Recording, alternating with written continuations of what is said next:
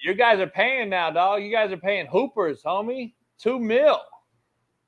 I see that, man. Man, I sure hope that he's worth that bag because we've been pretty trash the last couple years. Man, this cat going from Utah. I wish I could have seen a Utah State motherfucker go to a Power 5 and get paid like this. This just tells you kind of, to me, how watered down college sports are becoming. Utah State guy, I'm wondering, like, why did you go to Utah State out the gate if you were really the guy? And now you're the guy a couple years later and you're getting $2 million.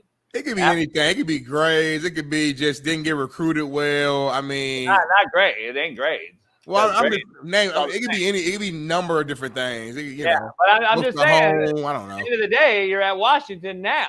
Like it ain't. So it ain't academics. It ain't eligibility because it's D1 is D1. So it's all the same. So I'm just trying to figure out. Khalil Mack went to Buffalo, had one offer, and Khalil Mack is Khalil Mack. Yeah, but he wasn't prototypical. He wasn't the big time 6'5" D. You know what I mean? Backer DN guy. These guys. It's free agency, man. He looks like probably the piece that UW is missing. And, you know, he probably got some people around him that we could probably get a couple of his partners. So really what it comes down to is it's just like free agency. Yeah, this crazy part about it is, like, I'm looking at this and I'm like, damn, a UCLA alum, a guy that was here when we won it all at UCLA with the O'Bannon brothers and guys like that. Lorenzo Romar was the last coach UW had that I thought was building a program. Like when Lorenzo was there, when my boy Sark was still coaching there, I used to go up there and hang out with Lorenzo while he was coaching and just watch practice in the summer. And I'm like, damn. You got rid of Lorenzo, dog. You guys ain't really bounced back since. At least he got dudes. He had talent. He was a recruiter. Yeah, I knew it was downhill when they brought that dude from Syracuse.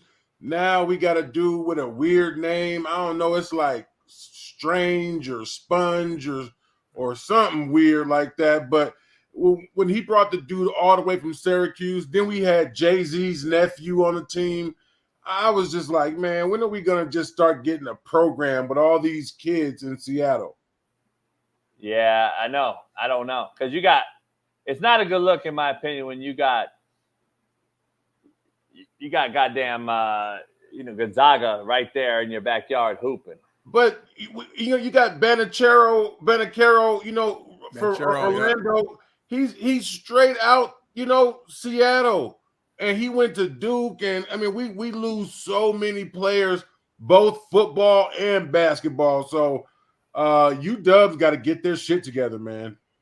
It's on you, Tank. It's on you. You are an alum, NFL beast, played in the big game. You got to go to campus, and you got to start becoming a huge impact in the recruiting world. They count on you, Tank. Man, right now, my biggest focus with UW is to help get Nate Robinson a kidney.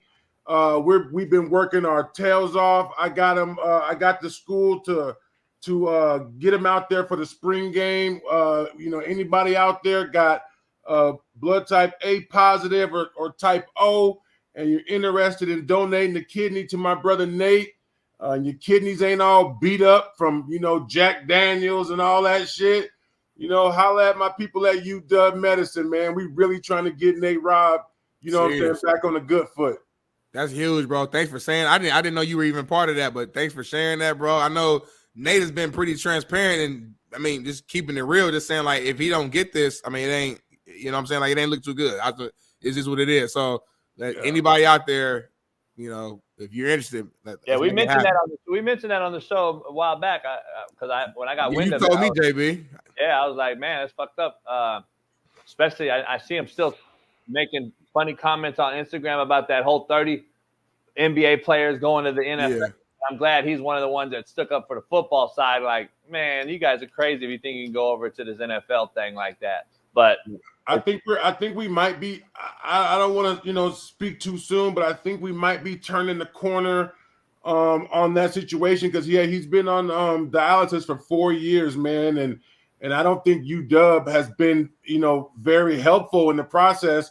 So I grabbed the bull by the horns and at the spring game. We had a very big push, and Nate's got to take care of a couple of things himself, but I think we might be heading in the right direction. Man, that's good shit. Congrats on that. Kudos to you for leading the parade. And that's an example right there. Complete different subject, but that's an example of when you want to make change. Don't just talk about stuff. Go actually actively go do something. So this different conversation we had earlier, obviously, JB in chat.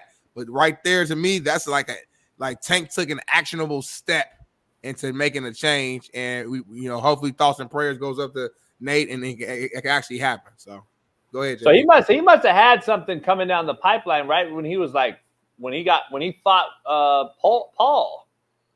Oh man, he's been dealing with that since 2006. He's had really bad high blood pressure, which is what took his kidneys out. So when he fought Paul, I mean, he was 15 years into kidney disease.